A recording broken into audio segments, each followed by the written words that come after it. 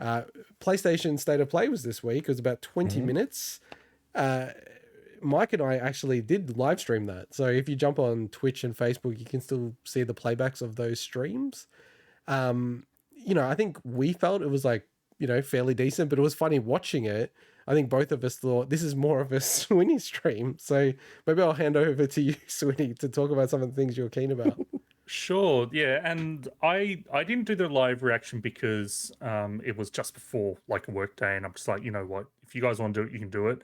And I'm kind of glad I didn't, because I didn't think it was a great presentation either. But as you said, there was two specific games that super piqued my interest that that you guys are probably like, it's just not probably your jam at the time as well. But the first being what they opened with, which was a huge surprise. So was Deathverse Let It Die. For anyone who doesn't know, Deathverse was a game that came out in 2016. It was developed by Grasshopper, so that's Suda51 Studio, and GungHo. And it came out on PS4 and later on PC. And it was a free-to-play action roguelike, basically, that had like permadeath and asynchronous multiplayer. It was really, really cool ideas. Bit of a mixed reception when it came out, but there were some people that actually really, really liked the game. And I remember at the time being kind of very jealous of the people that had, the ability to play it, because it just seemed like right up my alley. I love Suda51's games. It had Souls-like combat, apparently, because I never got a chance to try it myself.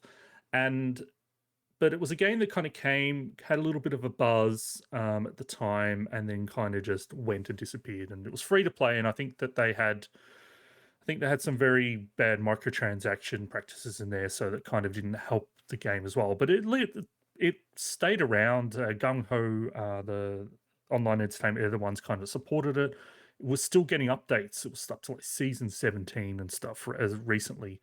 And they announced a new game in that series. Now, it's not so much a sequel as it is kind of like a new battle royale style game in the same universe basis. So it takes place a couple of 100 years after that first game. And it's not being developed by Grasshopper manufacturer this time. So no Suda51. It's being developed by GungHo and Supertrick Games. I think Supertrick Games were also involved in the first one. So this is more like a PvPvE. So there's definitely enemies in there, and it's also free to play as well. But I'm actually super interested in this game because it just has the kind of the tone that I like. The combat looks really, really cool. Apparently there's invincible like CPU hunters that can invade the match and hunt people down. And I always loved that idea. That was very much a Dark Souls pre-release kind of funny thing where they would have invincible invaders come in to kill people and stuff. But so this is coming in Q2 next year. To PS4 and PS5, and now that I have a PS5, I can actually play it. So I'm looking forward to it. Maybe I'll join you. I have to say, I'm more than happy to jump on and maybe stream it or something like that. But I do find with Suda51, man, that like the games are so divisive. Like people either are on board or just like way not on board. And with the trailer, I was a bit like, what is this game? This is like, you saw our reaction to it. I was just like, I don't understand this game. As soon as I saw the game, and I'm like, I knew what it was, but but I didn't think that was a multiplayer game, and I'm like, it was weird. But I understand. Like, I'm actually not, I'm not a big fan of the No More Heroes series, which is the series that he's kind of most famous for now.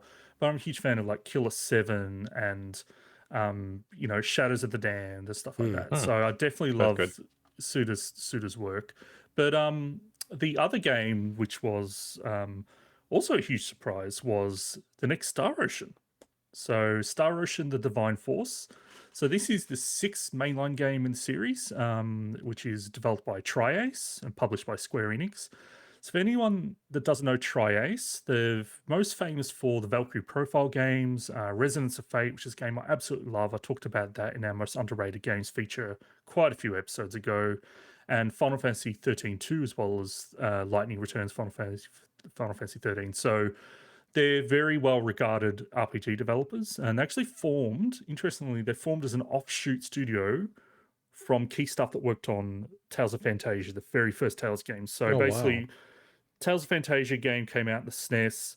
Then some key studio members left and formed Tri-Ace, and then they created the first Star Ocean game. That's why the game Tales and Star Ocean's always kind of had a linked relationship, especially in the battle systems. But anyway, this is the first game since the 2016 game, which was the fifth in the series, which was Integrity and Faithlessness, which was only on the PS4. I think it might have got a PS3 report in Japan. I never played that game, but I know that game was the reception to that was incredibly divided. A lot of people thought that game had killed the series because not only did it not go well, I think financially, from what I heard, its critical reception was pretty poor. So a lot of people were super surprised to see this announcement, but it's actually the 25th anniversary of the series, so it kind of makes sense if they were going to announce it. And obviously they've been working on it for a while because it's coming next year. So the only Star Ocean game I've ever played was number 4, The Last Hope. But when I say I played that, I put probably 400 hours into that game. Whoa, dude. I Damn. still have PTSD because I haven't completed it. It's like my white whale in achievements. Oh no. It is my white whale. Like I still it's funny when I transferred all my save files from one Xbox 360 to another, I didn't transfer that one just in case. No, initially just in case something went wrong, because I'm like, I have to preserve this save file. Wow. But anyway, I don't think I'll ever actually end up completing that game. But I'm looking forward to trying this. It's coming out essentially on all the platforms except Switch next year. So I must have been like, when we were watching it, I was a bit like, oh, what is this game? Blah, blah, blah. And then when it was Star Ocean, I was like, oh, wow, Star Ocean. That's kind of cool. it's when I saw it, like I jumped randomly in the stream you guys were watching. That's what I jumped. That's where I jumped in. And straight away, I'm like, this is bloody Star Ocean because it's the same character designer and it's the same ugly ass characters. I've never liked the Star Ocean designs. May I suggest the next time we do a PlayStation stream, let's get the guy who only just got a PlayStation 5 to do it because he knows a shit ton more about the platform than we do. would. It's the fact that it was literally like 8 a.m. on a work day. Like, you know, I should. 7:45. But we should all say we're working remotely, right? Yeah. And we should all say that I- you probably I only work- work I half had the an day. 8. Okay. I had an 8:30 meeting. Okay. I had an 8:30 meeting. Like I had an overrun of 10 minutes to finish the Okay. stream and get to work. So Bloody 8:30 meetings. we obviously aren't doxing ourselves or disclosing, you know, the companies that we work for and everything like that. But you guys know where I work, right? Do you know? Yeah. Do you know what meeting I had at 9 a.m. and who it was with? The CEO. Oh god.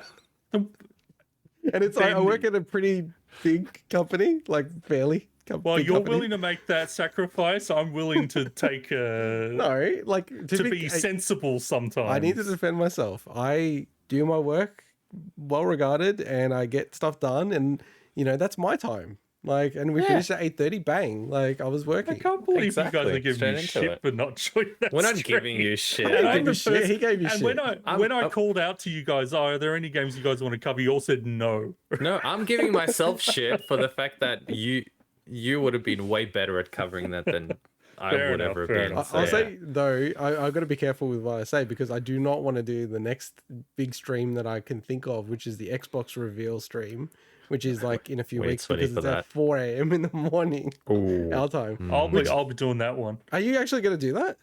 Well, we'll see. We'll see what I they would say. do it. Maybe I'll wake up. 4 a.m.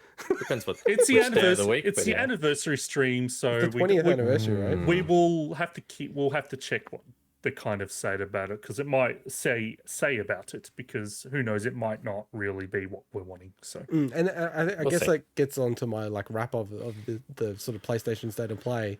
I feel like with Nintendo, even when people shit on it and go, "Oh, that was a terrible direct," you know, I think we're usually like, "Oh, it was pretty decent. There was some cool stuff that they announced." I do find that with Microsoft and PlayStation, they can really just put these things out there, and it's like, why did they do that? Like this State of Play, I'm a bit like, meh. Why? Like, surely they got some big stuff coming up. Like they could wait a little bit longer. But yeah, look, I completely understand that a lot of people are like, okay, that was pointless for me, right? That's 100%. That's whatever. But also, like, everyone's a victim of their own making with this, right? If a company says, oh, we want to hold a little presentation, it's only going to focus on third party, right? You've got to be realistic about what people are what they're going to show there. Sure, they didn't show Final Fantasy 16, which is what people were wanting, right? So that sucks, but it's not like a company is going to market. They're going to want to push this stuff, right? It's up to us to keep our expectations in check, I think. They're not going out there saying stuff that they don't deliver. So I'm not sure if I agree with your point there, because I think with marketing, you need to manage people's expectations, right? And if you put something out, I think when people talk about Nintendo, it's completely unreasonable. Like, I think Nintendo, like, they almost always have something decent to talk about or say, and it might just be you don't like that series, but it's a fairly big series, like a lot of the times when they're talking about stuff. You know, people shit on it, and it's Animal Crossing. I'm like, freaking Animal Crossing is massive, 35 million sales, right? For me, it was just like, and you know, I have very low expectations on these things. I was even saying, I don't think there's anything that's going to be announced, but we'll just watch it anyway and see how it goes, right? It's just, I still like, I'm sticking to the point that I don't really understand why they did it, given that they're not doing it all the time. And it is a massive spotlight when they go, we've got a state of play. People are going to tune in and watch it and then go, I don't know, like, Among Us clone, like, it's just a bit weird and disjointed. Like, it feels like give it another month or two, add 1 or 2 more games in, and it would have been a lot better. So, but yeah, anyway. All right, let's go down to our final news item.